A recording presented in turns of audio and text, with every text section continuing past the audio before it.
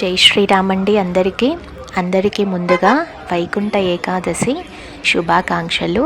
ఈ వీడియోలో తిరుమల తిరుపతి దేవస్థానం వారు వైకుంఠ ఏకాదశి సందర్భంగా ప్రత్యేకమైన అలంకరణ విద్యుత్ కాంతులతో ఎంత చక్కగా చేశారో చూడండి.